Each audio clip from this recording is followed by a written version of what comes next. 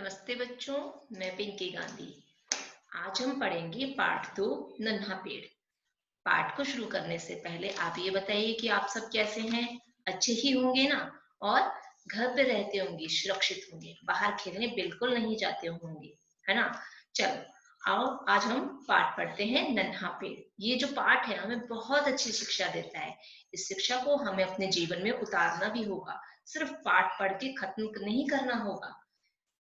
पाठ में जो इसकी सीख है वो ये है कि हमें दूसरे के व्यक्तित्व को देखकर खुद में हीन भावना को नहीं लाना चाहिए। हमें कभी भी ये नहीं, दूसरों से तुलना करके खुद को कमतर नहीं आंकना चाहिए। यानी कि अपने आप को हमें दूसरों से कम नहीं समझना चाहिए। और यह भी गांठ बांध लेनी चाहिए कि जो गुण आपके अंदर है वो दूसरों में नहीं है, और जो दूसरों के अंदर है वो आपके पास नहीं है। हमें हमेशा अपनी सोच को अच्छा ही रखना चाहिए।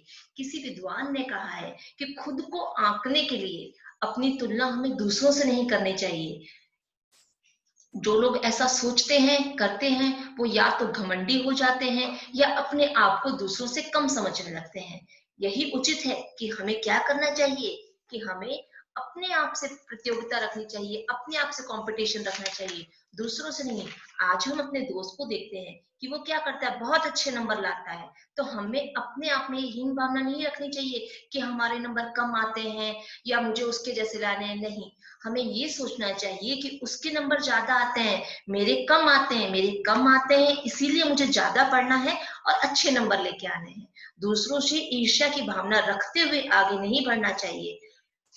आगे हमें इस अध्याय में एक छोटा सा एग्जाम्पल दे रखा है, जैसे दिया और बल्ब का। बल्ब को देखकर दीपक ये हीन भावना मन में ले आए कि बल्ब का प्रकाश तो उससे कहीं ज्यादा है और वह भी बल्ब बल्ब बनना चाहता है, तो क्या होगा। यहाँ पे मैं आपको इन दोनों की विशेषताएं बताती हूँ। दीपक जो स्वयं का प्रकाश रखता है, क्या करता है, कमरे को प्रकाशित करता है, इसके लिए हमें किसी बिजली की जरूरत नहीं पड़ती है। वहीं जो बल्ब है वो अपनी विशेषता रखता है, उसको जलाने के लिए हमें बिजली की, इलेक्ट्रॉनिक की जरूरत पड़ती है। इन दोनों की अपनी अपनी विशेषता है, इनको हम आपस में कंपेयर नहीं कर सकते। अपने आप से ये खुद एक दूसरे की प्रतियोगिता नहीं रखते हैं, बल्कि अपने आप में एक प्रतियोगिता रखते हैं कि हमें कैसे दुनिया में प्रकाश को फैलाना है। आइए अब हम इस पाठ को पढ़ते हैं और इससे सीख लेते हैं।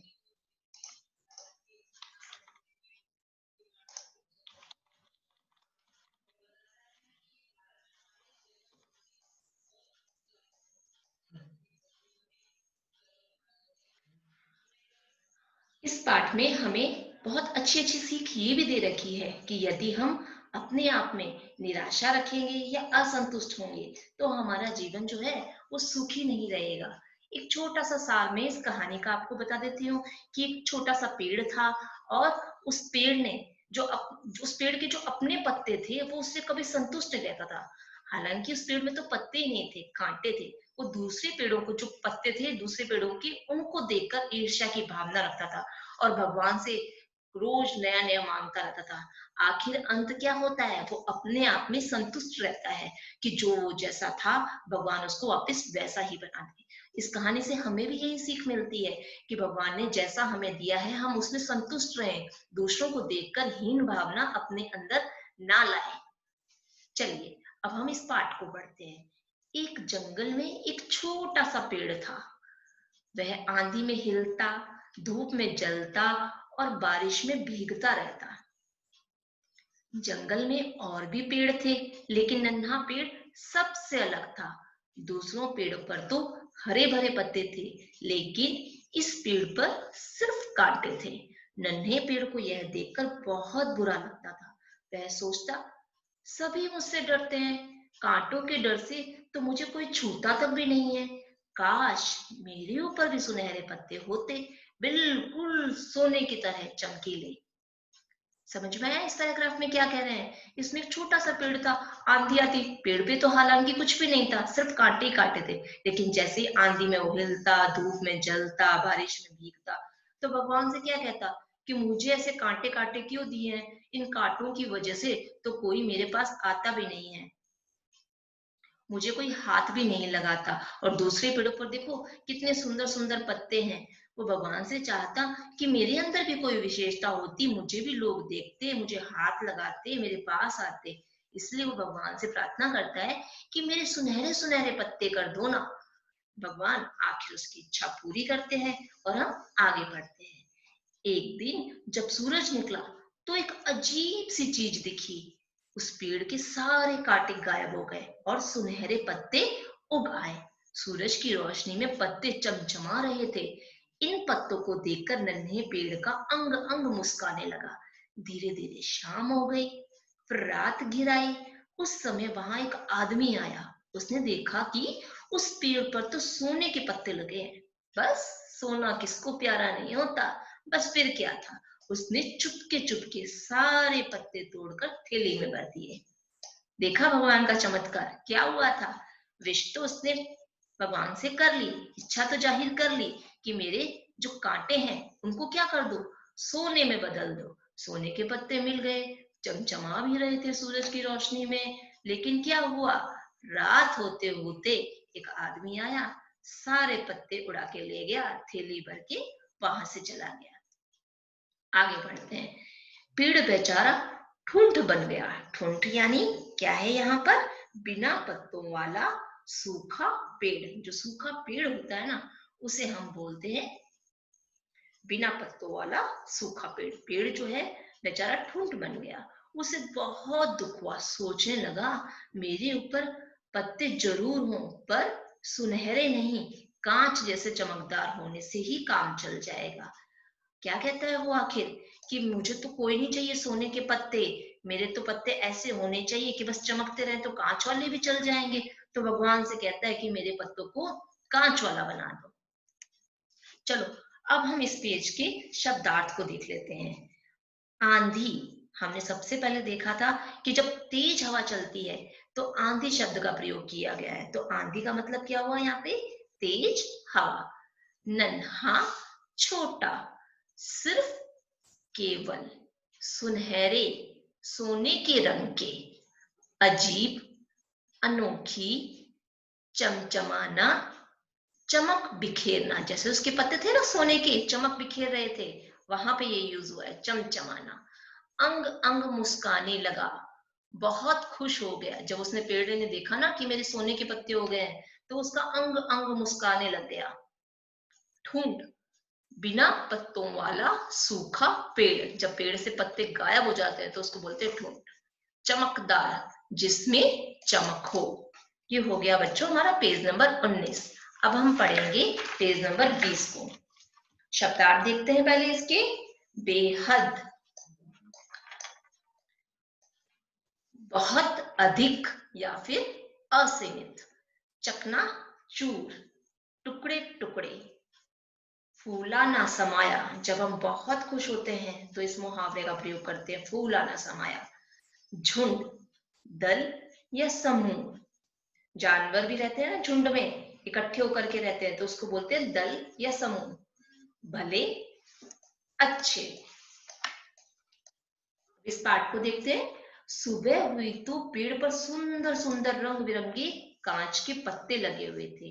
पेड़ इन बेहद खूबसूरत पत्तों को देखकर बहुत खुश हुआ और घमंड में ऐंठकर कहने लगा, देखे हैं ऐसे पत्ते किसी और पेड़ पर। उसी वक्त काले बादल छा गए और धीरे धीरे सूरज बादलों के पीछे छिप गया। तभी ना जाने कहां से तेज आंधी आई और पूरा जंगल हिलने लगा। बड़े बड़े पेड़ तब जोर जोर से हिलने लगे। इसी तेज हवा में नन्हे पेड़ के कांच के पत्ते झड़ झड़ कर चकनाचूर हो गए।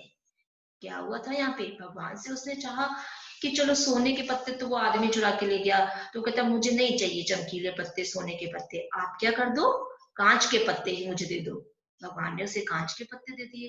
कांच के पत्ते मिल जाने के बाद क्या हुआ कि बारिश आ गई, बहुत तेज काले काले बादल आ गए, बरसने लगे।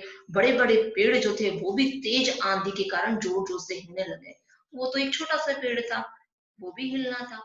वो भी इतनी तेज तेज हिलने लगा कि उसके सारे कांच के पत्ते झड़ झड़ कर चकनाचूर हो गए, यानी कि टुकड़े टुकड़े हो गए। आगे बढ़ते हैं। पेड़ फिर से ठुंड हो गया, यानी कि फिर से उसके सारे पत्ते जो हैं खाली हो गए। कहने लगा, अब मुझे ना तो सोने के पत्ते चाहिए, ना ही कांच के। दूसरे पेड़ों की तरह हरे पत्ते ही काफी होंगे मेरे लिए। अगले दिन सुबह उठते ही उसने देखा कि उसकी डाली पर हरे भरे पत्ते हैं। नन्हा पेड़ ये देखकर फूला न समाया। आखिर वो खुद ही पछताने लगा कि मैंने क्या मांग लिया, सोने के पत्ते मांग लिए तो वो आदमी ले गया, और कांच के पत्ते मांगे तो वो भी तूफान ने गिरा दिए। अब वो कहता है कि मुझे नहीं चाहिए दोनों तरीके के, अब मुझे चाहिए हरे भरे जैसे कि दूसरे पेड़ों पर होते हैं। भगवान ने उसकी ये इच्छा भी पूरी कर दी, और उसके पेड़ पर जो टहनियां थी उस पे हरे भरे पत्ते आ गए। जैसे उसने देखा कि मैं भी दूसरे पेड़ों जैसा हो गया हूँ, वो फूला नहीं समाया, यानी कि उसकी खुशी का तो कोई ठिकाना ही नहीं था, बहुत खुश हो गया वो। इतने में वहां से गुजरते हुए बकरियों के एक छोटे से झुंड ने, यानी कि दल ने, जहां बहुत सारी बकरियां इकट्ठी हो जाती है ना, तो उसको बोलते हैं झुंड ने, उनकी नजर जो थी उस पेड़ पर पड़ गई। उन्होंने उस पर लगे कोमल हरे हरे पत्ते देखे, उनके मुंह में पानी आ गया। जानवरों को कैसे पत्ते अच्छे लगते हैं, जो ताजा ताजा छोटे छोटे उगे हुए होते हैं, वो उनको बहुत अच्छे लगते हैं। फिर क्या था, झुंड की 5-6 बकरियां उन पत्तों को खाने के लिए उस नन्हे पेड़ की ओर बढ़ी, और देखते ही देखते हरे हरे पत्तों से भरे उस पेड़ को ठुंड बना दिया। क्या किया बकरियों ने, जैसे ही देखा ताजा ताजा नया नया पेड़ आया है, उसके पत्ते इतने छोटे छोटे और एकदम कच्चे कच्चे से हैं, उन्होंने उस सारे पेड़ के, जो उस पेड़ पे सारे पत्ते लगे हुए थे, सबको खा लिया, और फिर से जो पेड़ था वो खाली हो गया, सूख गया। नन्हा पेड़ फिर से ठुंड बन गया। दुखी होकर उसने कहा, नहीं चाहिए मुझे पत्ते, ना तो सोने के, ना कांच के, और ना ही हरे। इन पत्तों से तो मेरे कांटे ही बने थे। और अगले दिन नन्हा पेड़ फिर से कांटों से भर गया, लेकिन अब वह दुखी नहीं था। आई बात समझ में कि क्या था, आखिर वो अपने आप में पछताने लग गया कि मुझे किसी भी तरीके के पत्ते नहीं चाहिए, ना तो मुझे सोने के चाहिए, ना मुझे कांच के चाहिए, ना मुझे हरे भरे चाहिए। मेरे तो वो कांटे ही बने थे, चाहे मुझे कोई हाथ नहीं लगाता था, लेकिन कम से कम मुझे कोई नुकसान भी नहीं पहुंचाता था। इसीलिए ये कहा गया है इस पाठ में कि हमें दूसरों को देखकर कभी भी मन में हीन भावना नहीं लानी चाहिए।